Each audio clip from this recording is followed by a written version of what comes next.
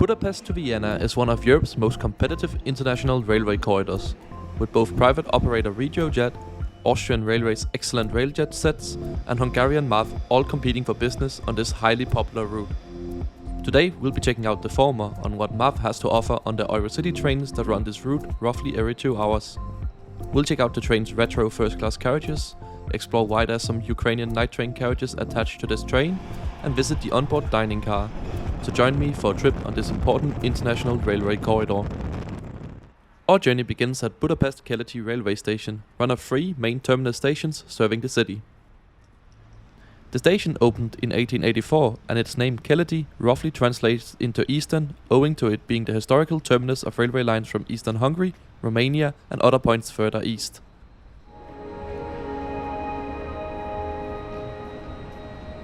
But nowadays, you even get trains going to west, like our train to Vienna, leaving from here. The station is among my favorites in terms of design anywhere in Europe, and the grey spring weather today is definitely not doing it justice. Lining the sides of the platforms, you'll find plenty of shops and restaurants. And below ground, a modern concourse has been added. Here you'll find the toilets, some ticket machines, luggage storage, a connection to the metro, as well as the station's main ticket office. The main train operator to serve the station is Hungarian State Railways MAV, who operate a wide variety of long-distance and regional services in and out of the city. Impossible to miss is the station's brightly colored departure board, with green denoting arrivals and blue for departures. Our train will be the 8:40 bound for Vienna. And as our train will be arriving soon, let's head over to the platform. Arriving about 5 minutes behind schedule is this Bombardier Trax locomotive that has brought the train here from Szahony in eastern Hungary. But the train actually comes from much further afield, but more on that after we get on board.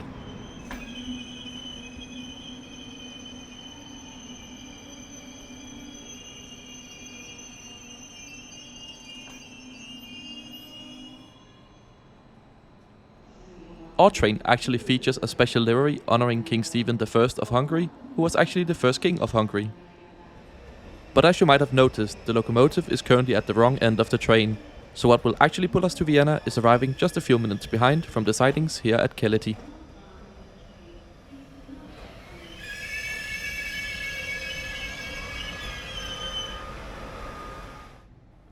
This is a Taurus locomotive, part of the Siemens EuroSprinter family. While technically capable of 230 km/h, with MAV they don't get above 160. And right behind our locomotive is where we'll find our Ukrainian sleeper carriages.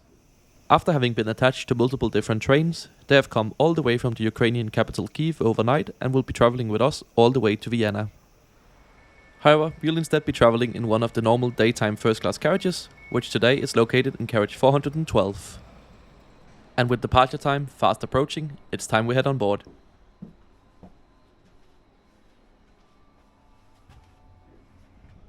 Seat reservations is optional on this train, and I just decided to go sit in this compartment. Our train begins the slow departure out of Budapest a few minutes behind schedule.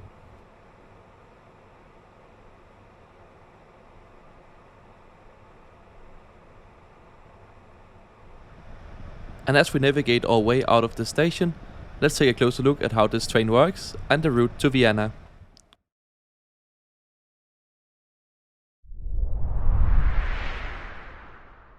So the first carriages in our train actually start as Intercity 749, which is the Ukrainian sleeper carriages from Kyiv.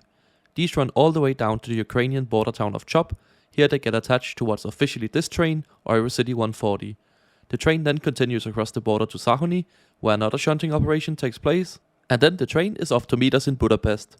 Here the third and final shunt takes place, and we join the train for the remainder of the journey, making stops at Budapest Keleti, Győr, Hegyeshalom, and finally Vienna. For the section between Budapest and Vienna, we cover a distance of 257 km in 2 hours 40 minutes, giving the train an average speed of 96 km/h. Also, if you really like railways and how these complicated through carriage and shunting operations work, I highly recommend visiting the Wagon Web website, where you can see exactly which carriages go where. This is a massive help for making videos like this and planning trips. Just a few minutes later, after departing Budapest Keleti, we make our second stop at Budapest Keleti. This is an important shoulder station allowing passengers to switch between the lines to the various Budapest terminus railway stations, as well as the lines in direction towards Vienna or Balaton.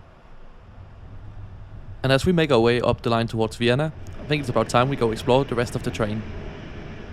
Starting all the way from the back, where I was resisting the urge to press the open door button. At the end of this carriage you'll find two nice railway maps of Hungary as well as their international connections. And the broken first class toilet. On board this train there's only one first class carriage, which is located towards the rear and is laid out with compartments.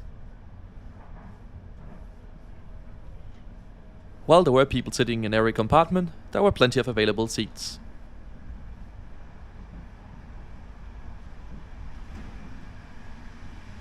Continuing on, we get to the other end of the carriage where we will find a working toilet.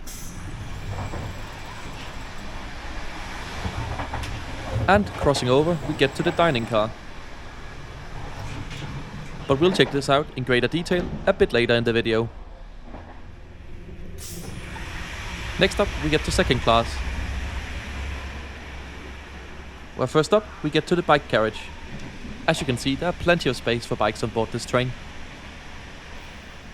It's also in this carriage you will find the accessible toilet. And across from it is where you'll find the accessible seating. The layout here is a mix of airline style seating and some half compartments here.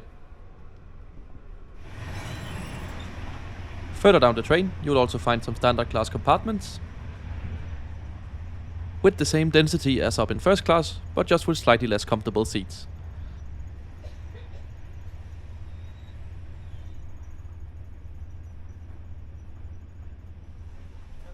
The third and final layout is all open plan seating with base of 4. All the way at the front we have the Ukrainian sleeper carriages. And let's go and see if it's unlocked so we can have a look.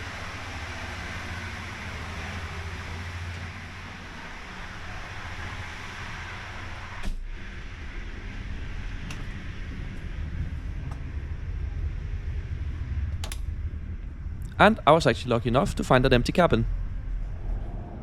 Looks quite comfortable. I actually had the opportunity to visit Ukraine just 2 months later, where I took the RegioJet sleeper to Chop, so make sure you're subscribed to the channel if you don't want to miss that video.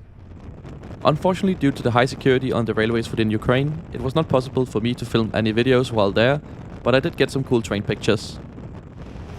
Back to this train however, it's time for us to do the toilet review. Here we'll find a pretty standard toilet with a simple locking mechanism, a vacuum toilet that's pretty clean, well stocked with paper, working water, there's soap as well. So, good job MAV. Back at my seat and roughly an hour out of Budapest, we have made it to Kyiv. Being Hungary's 6th largest city, it's the largest stop on our trip today and almost halfway along the route to Vienna. And with us hastily getting towards Vienna, it's about time to check out the seats. All the compartments in first class come with 6 seats and a door that can be shut. Up above you'll find a control panel where you can lock the door, turn on and off the lights, as well as control temperature and volume of announcements.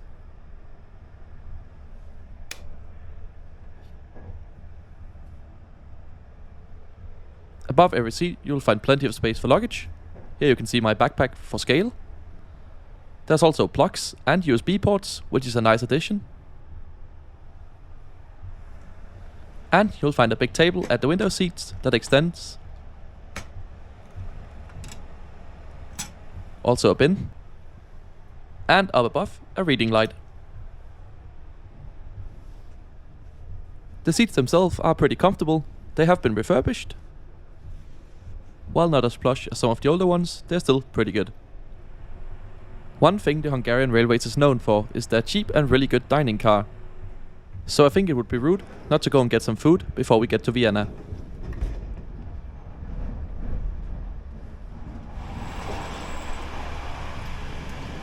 The dining car has 2 seating layouts, with this one being a bit more bar style. But on the other side of the counter you'll find the white tablecloths and proper dining tables. The menu offers a large selection of both hot and cold food, as well as snacks, beers, drinks, And at least with my perspective as a Danish person, it's really cheap. As I already had breakfast in Budapest, I just opted to get a small snack. Some pancakes with jam and a hot coffee, which I thought for €5 was pretty reasonable. And with our little snack break complete, our train crosses uneventfully into Austria right here at the small equipment hut on our left. And as our train starts to make its way through commuter towns and eventually the suburbs of Vienna, it's time for us to talk about tickets. Tickets can easily be bought online on MAV's website. Prices vary based on demand and start from €13 in second class or 27 in first. However, as I was traveling on an Interrail pass, this train is fully included and I could just jump on board.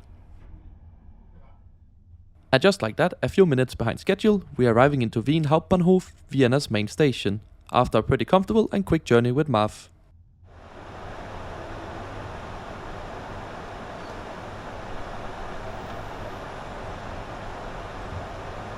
So which train do you prefer to take between Budapest and Vienna? Let me know down in the comments below.